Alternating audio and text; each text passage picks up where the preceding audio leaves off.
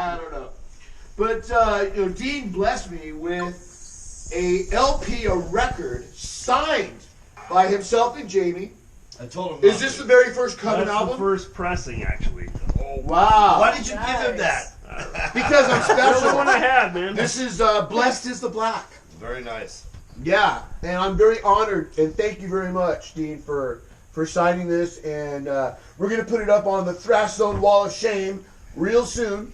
Hell yeah. And you're going to join all these other killer rock stars up on the wall.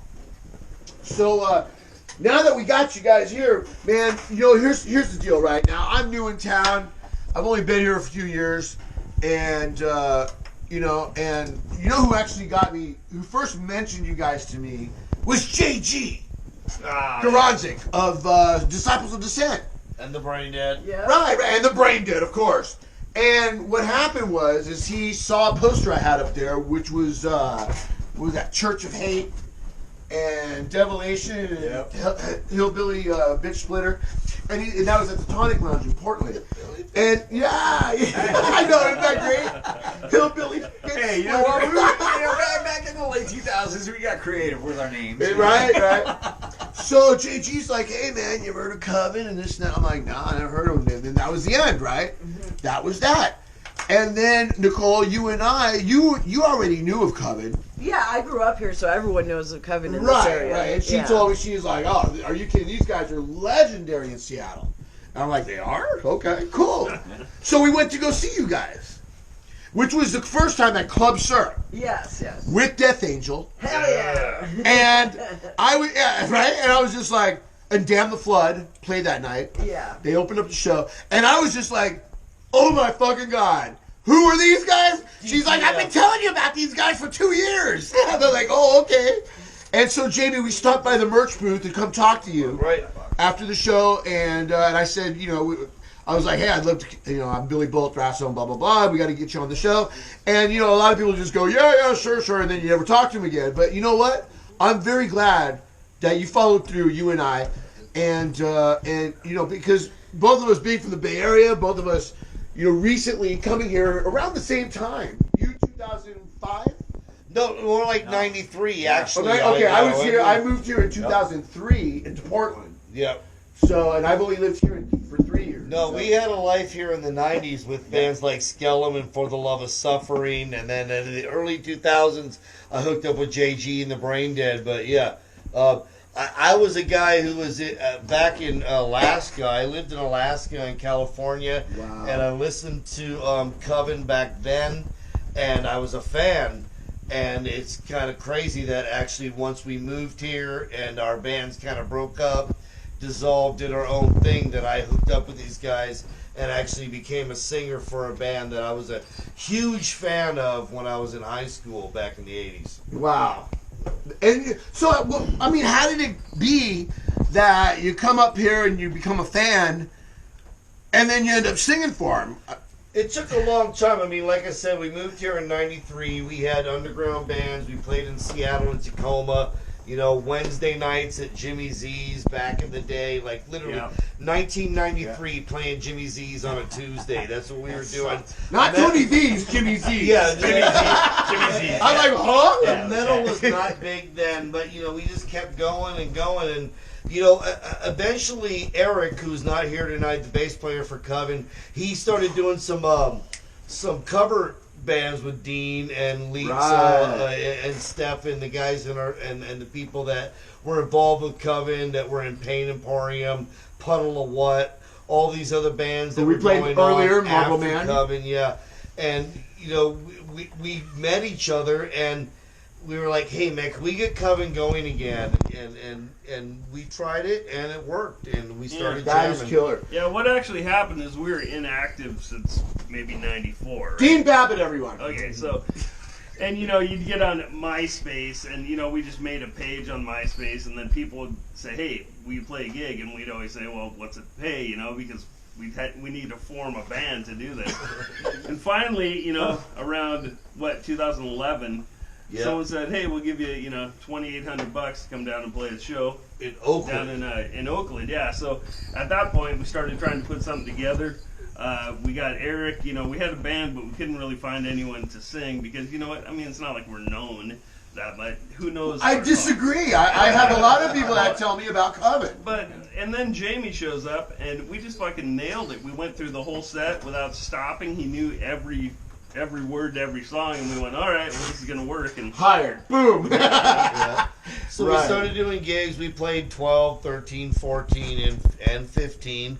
We played in Oakland. We played in Boise. We played all over Seattle, Tacoma, Everett, you know, and then we took a couple of years off, and we came back in 18. Was it 17 and 18? What year is it now? 20? We came back in 8. Where am I? Yeah, we came back in 18 and 19. We opened for Fates Warning, Flotsam and Jetsam. Yeah! We did a bunch of gigs, you know, around here. And now this year, what we really want to do is play out of state. We have gigs right now in March 21st. We're going to play Boise. April 16th, 17th, and 18th, I believe, will be in California. Nice. In May, we're going to play the Central Oregon Metal Fest. I'd like to talk about that for a second. Right, in Bend, Oregon, right? Yes, it's in Bend. Yeah. So that's a 2-day festival. And on Friday night, they have a band from Finland called Swallow the Sun. They're a Really? Century Media recording artist, and they're going to be the headliner. And we're playing on Saturday. So this is a really great festival that people from Washington, California, Oregon, Idaho, they can all come down to Bend and see these bands. And they're going to announce the other bands in February, all the other bands that are playing. Cool. And then, like I said, in April, we're going to go to California. And in July, we're going to play Vancouver, BC. Cool. Now, hold on a second on these dates, Jamie. Yeah. Now, on the Bend, Oregon show, we have a good friend, Clay Minot, who I believe lived in Pleasanton or somewhere. He lives in Bend, Oregon now. Yeah. You know Clay, right? Yeah. Yeah. And he tells me about, you know, how beautiful Bend, Oregon is. And he's got a huge house, and I've seen it. And he's got his own Blue Moon Construction Company. Well, hopefully he'll let us stay there then. That's what I'm getting at, see? So, you know, you give Nicole and I a seat in the car, and we'll make sure you got a place to stay. All right. So, Clay, I'll be calling you real soon. That's going to be a really That's cool another block show, number man. coming up. I think it is. They have these Right? sorry playing, and I think it's going to be great. All right. And then another thing that you mentioned, let's see, what was it? But it was about the dates you were playing. Yes. We're going to play the Shredder in Boise on March 21st. People that are out in that way. And then in April, we're going to play Long Beach, LA, and Oakland. We're going to do a little mini tour of California. And do you have actual dates and venues yet? I do not have Okay. venues yet. That's the thing I apologize for. So All right. in March, we're definitely playing the Shredder in Boise. And in May, we're definitely playing the 3rd Street.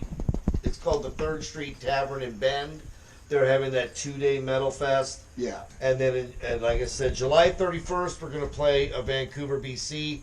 Don't have a venue for that yet either, but We'll like I just said, be there. So this is a funny Sleeping story. on a like, corner near you. We're going to play LBC in LA, and I was looking at the map, and LA is kind of north, and Long Beach is a little bit south. Yeah. And then the airport is a little bit like west. And I was looking for an Airbnb that would work for both places, and the Airbnb I found was right in Compton. So we're going to stay in Oh my Compton while we God. play the gigs and then drive up to Oakland. Boy, yeah, I was going to say you should give Eazy-E a call, but I remember he passed away. You know, another thing that I remember now that I was going to bring up was, you know, another thing about Coven that came up was when me, you, Nicole, and Fancy James Kennedy went to DRI. Yes. And Eric Close was there. And he came up to me and he's like, hey, dude, I'm Eric He was Close, supposed man. to be here tonight. Yeah, I know. I wanted him to be here. And he's like, hey, well, you want to buy some tickets? And I'm like, what's... I go, who are you? He goes, you don't know who I am? I'm like, no. He goes, I'm Eric from Coven. I go, what are you, the singer? And he's like, well, no. But, you know, I was like, all right. And which turned out to be the Club Sir show. So this is a great story because Eric's a really shy guy. But you give him about He was drunk that night. 2 or 3 Jim Beams, and he goes up to everyone in the club and tries to sell it. He was selling. Yeah. Fancy, We you remember sold this? all our Death Angel tickets. I do. You remember that? Yeah. Yeah, he was trying to, come on, man. Even when I said I didn't know who Coven was, he's like, come on, dude, we're a great band. He's like, oh, it's only $10. I'm like, oh, Yeah, I was nudging Billy. I'm like, come on. This is a good idea. I'm more like, come on, let me get out of here. We had a great time at the Death Angel show, man. Yeah. That was a really good one. Yeah, that was a great. So so it just seems like our paths recently have been crossing a lot, And so after we saw you a couple times, and I was like, man, these guys really are that good. And I was really impressed with the last show we saw of you at Tony V's. That was a great show. That was fun. Yeah. And that was with Disciples of Dissent. And who else played that night? Painfield. Yeah. That's And right, Painfield. No What One is the Lives thing about this? and Pill Disciples Brigade. of Dissent. I keep hearing that band name. Yep, they keep coming up. That's JG. JG's a Seattle JG. legend. I mean, Please Right. don't do that. what can you say? No, really. We already had that shit. Really. Really? Now we're not gonna be able. He's not gonna be able to fit through the door. Anymore. He's might be listening, Jeff. No, oh good. I hope he is. Because he knows I love him. Right. But, when you do this, it's like you hear the bicycle pumping. He's like, JG, nothing but love for you. he's like a Popeye eating the spinach. He's my man. I would do anything for JG at any moment of the day. Yeah. Well, can you just explain it to the fans? Because I know that Jeff is in. No, Jason. Jason is Jason's in. in Jason POD. Piper. Jason's in Horizon of Disciples. Chaos Yeah. and Disciples of Dissent. Right. Right. Also Oliver and Tad Green and John Schluckerbrier. John is an interesting fellow, man. He actually recorded both the For the Love of Suffering albums, and we also did the Brain Dead album in 2003, Born Defiant, at John's studio. You're in that album? No, Yes, what yes. song was it? Was that